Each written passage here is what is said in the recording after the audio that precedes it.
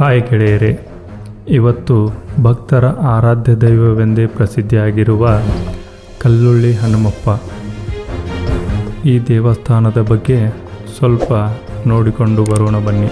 ಸವದತ್ತಿಯ ರಟ್ಟರ ಶಾಸನದಲ್ಲಿ ಇದನ್ನು ಸಿಂಧನ ಕಲ್ಲೋಳಿ ಎಂದು ಕರೆಯಲಾಗಿದೆ.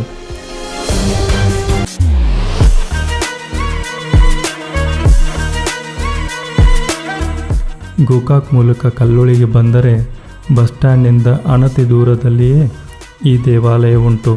ಸುತ್ತಲೂ ಎತ್ತರವಾದ ವಿಶಾಲವಾದ ಗೋಡೆ ಇದೆ. ಮಹಾದ್ವಾರವನ್ನು ಪ್ರವೇಶಿಸಿ ಒಳಬಂದರೆ ಚಿಕ್ಕ ದಿಡ್ಡಿ ಬಾಗಿಲು ಕಾಣುತ್ತದೆ.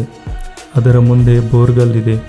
ಈ ಬಾಗಿಲಿನಿಂದ ಒಳ ಪ್ರವೇಶಿಸಿದರೆ ವಿಶಾಲವಾದ ಪ್ರಾಂಗಣ, ಶಿವನ ಮೂರ್ತಿ ಹೊಂದಿದ ಪುಟ್ಟ ದೇಗುಲ, ದೇವಾಲಯದ ಕಾರ್ಯಾಲಯ, ಸಭಾಗೃಹಗಳು, ಹೀಗೆ ಎಲ್ಲವನ್ನೂ ದೇಗುಲ ಒಳಗೊಂಡಿದೆ.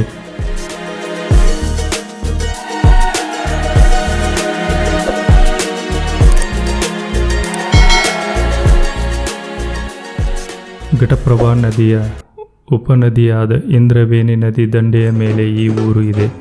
ಇಲ್ಲಿನ ಜನ ಹನುಮಪ್ಪನನ್ನು ಮಾರುತೆಪ್ಪ, ಕಲ್ಲೊಳೆಪ್ಪ ಎಂದು ಆರಾಧಿಸುತ್ತಾರೆ.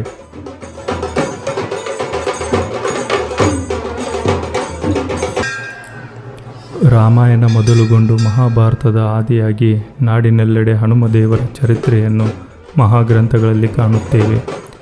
ಹನುಮನ ಆರಾಧಕರ ಸಂಖ್ಯೆಯಂತೂ ದಿನೇ ದಿನೇ ಹೆಚ್ಚುತ್ತಲೇ ಇದೆ. ಅಂಜನಿ ಪುತ್ರ ಹನುಮಾನನನ್ನು ಕುರಿತು ನೆನೆದರೆ ಸಾಕು, ಕಷ್ಟಗಳೆಲ್ಲ ಪರಿಹಾರವಾಗುತ್ತವೆ ಎಂಬ ನಂಬಿಕೆ ಇದೆ. ಹೀಗಾಗಿ ನಾಡಿನೆಲ್ಲೆಡೆ ಹನುಮನ ದೇವಾಲಯಗಳಿವೆ. ಅವುಗಳಲ್ಲಿ ಗೋಕಾಕ್ ಮತ್ತು ಮೂಡಲಗಿಯ ಮಾರ್ಗ ಮಧ್ಯದಲ್ಲಿ ಬರುವ ಕಲ್ಲೊಳ್ಳಿ ಹನುಮಪ್ಪ ದೇಗುಲವೂ ಒಂದು. ಇದನ್ನು ಸಮರ್ಥ ರಾಮದಾಸರು ಪ್ರತಿಷ್ಠಾಪನೆ ಮಾಡಿದ್ದಾರೆ ಎಂಬ ಪ್ರತೀತಿ ಇದೆ. ಮಹಾರಾಷ್ಟ್ರ, ಪುಣೆ, ಮುಂಬೈ ಪ್ರಾಂತ್ಯಗಳ ಜನರು ಕೂಡ ಇಲ್ಲಿನ ಹನುಮನ ಭಕ್ತರಿದ್ದಾರೆ. ಸಮರ್ಥ ರಾಮದಾಸರು ಮಹಾರಾಷ್ಟ್ರದಲ್ಲಿ ಬಾಳಿದ ಸಂತರು. ಶ್ರೀರಾಮನ ಭಕ್ತರಾಗಿ ಚಾಪಾಳದಲ್ಲಿ ಶ್ರೀರಾಮ ಮಂದಿರ ಸ್ಥಾಪಿಸಿದರು. 12 ವರ್ಷಗಳ ತಪಸ್ಸಿನಿಂದ ಶ್ರೀರಾಮನನ್ನು ಸಾಕ್ಷಾತ್ಕರಿಸಿಕೊಂಡರು. ಸಜ್ಜನಗಡದಲ್ಲಿ ನೆಲೆಸಿ ಜನರನ್ನು ಧರ್ಮ, ಆಧ್ಯಾತ್ಮ ಚಿಂತನೆಯನ್ನು ಬಿತ್ತಿದವರು. ಶಿವಾಜಿ ಮಹಾರಾಜನಿಗೆ ಗುರುಗಳಾಗಿದ್ದ ಧರ್ಮ ಇವರು. ಹನುಮನ ಮೂರ್ತಿಗಳನ್ನು ಪ್ರತಿಷ್ಠಾಪನೆಗೈದವರು. ಹೀಗೆ ಕಲ್ಲೊಳಿಯಲ್ಲಿಯೂ ಇವರ ಮೂಲಕ ಹನುಮನ ದೇವಾಲಯವಾಗಿದೆಯಂತೆ.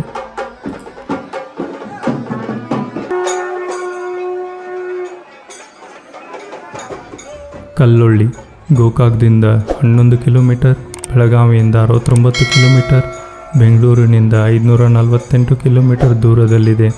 ಸವದತ್ತಿಯ ರಟ್ಟರ ಶಾಸನದಲ್ಲಿ ಇದನ್ನು ಸಿಂಧನ ಕಲ್ಲೊಳಿ ಎಂದು ಕರೆಯಲಾಗಿದೆ. ಘಟಪ್ರಭಾ ನದಿಯ ಉಪನದಿಯಾದ ಇಂದ್ರವೇಣಿ ನದಿ ದಂಡೆಯ ಮೇಲೆ ಈ ಊರು ಇದೆ.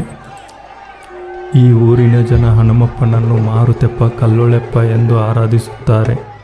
ನಿಮ್ಮ ಬದುಕಿನ ಎಂತಹ ಕಷ್ಟವೇ ಬರಲಿ, ಒಂದು ಸಲ ಪ್ರಾಣದೇವರ ಹೆಸರನ್ನು ನೆನೆಯಿರಿ. ಕಲ್ಲೊಳೆಪ್ಪ ಎಲ್ಲವನ್ನೂ ಪರಿಹರಿಸುವವನು ಎನ್ನುವ ಮಾತು ಈ ಭಾಗದಲ್ಲಿ ಪ್ರಚಲಿತದಲ್ಲಿದೆ.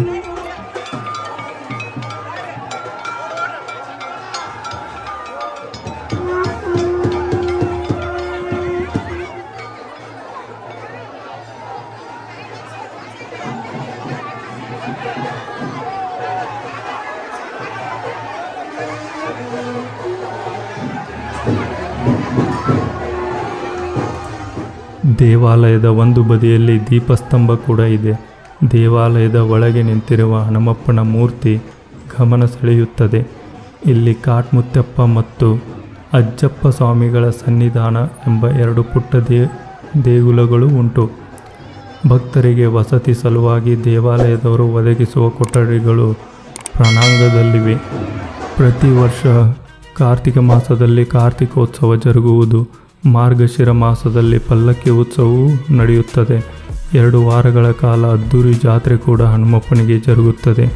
ಅಮಾವಾಸ್ಯೆ ಮತ್ತು ಶನಿವಾರಗಳಂದು ಅಪಾರ ಸಂಖ್ಯೆಯಲ್ಲಿ ಭಕ್ತರು ಆಗಮಿಸಿ ಹನುಮಪ್ಪನ ದರ್ಶನ ಪಡೆಯುತ್ತಾರೆ. ನೀವು ಒಮ್ಮೆ ಈ ದೇವಸ್ಥಾನಕ್ಕೆ ಭೇಟಿ ಕೊಟ್ಟು ಆಶೀರ್ವಾದ ಪಡೆದುಕೊಳ್ಳಿ.